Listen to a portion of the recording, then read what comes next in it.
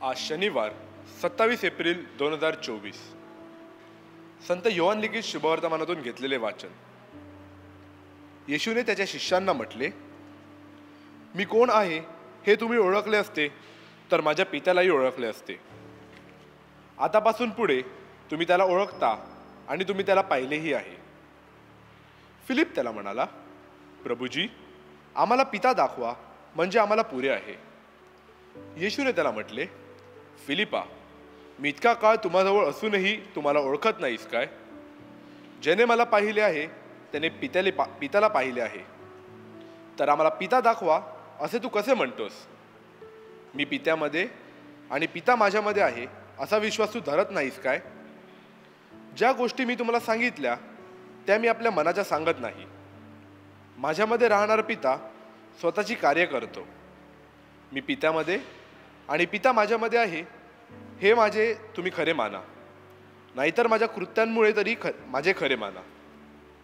मी तुम्हाला खचित खचित सांगतो, मी जी कृत्ये करतो ती माझ्यावर विश्वास ठेवणाराही करील आणि त्यापेक्षा मोठी करील, कारण मी पित्याकडे जातो। पुत्राच्या ठायी पित्याचा गौरव व्हावा म्हणून तुम्ही जे काही माझ्या नावाने मागाल ते मी करील। तुम्ही माझ्या नावाने माझ्याजवळ काही मागाल तर मी ते करीन। चिंतन। देवाविषयी असलेली भूक सर्वांनाच असते। ज्यांना आवडले किंवा ज्यांच्या मनामध्ये येते ते देवावर विश्वास ठेवतात, आणि ज्यांना आवडत नाही व ज्यांना ते नको असते मग ते ठेवणार नाहीत असं नाही, तर परमेश्वरावरील विश्वास हा माणसाचा स्वभाव आहे। प्रत्येक माणूस हा देवाच्या विश्वासाने जणू काही जन्मलेला असतो। माणसाची व्याख्या सुद्धा धार्मिक माणूस अशी केली जाते। धर्म जणू काही माणसाच्या नसानसात व रक्तात आहे हे तत्वज्ञानांनी अभ्यासपूर्वक सांगितले आहे। देवाची भूक जरी सर्वांना असली तरी देव कोण आहे हे आपण जाणून घेतले पाहिजे।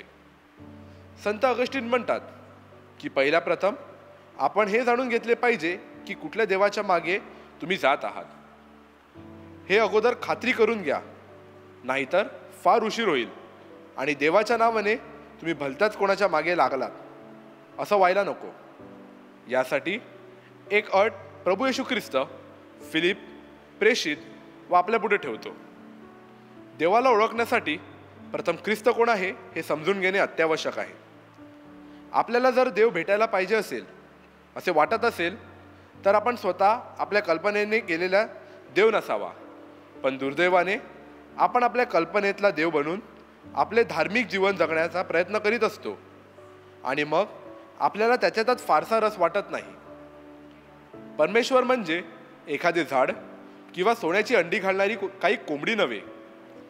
म्हणजे झाड जसं हलवलं म्हणजे आपल्याला जे हवं ते त्वरित मिळणार अशा कल्पना आपण करून ठेवतो, आणि तशाच प्रकारची कल्पना शिष्यांनी केली। फिलिप सुद्धा कदाचित न कळत त्या विचारांना व स्वतःच्या कल्पनांनी केलेल्या देवाला बळी पडला होता असे दिसते।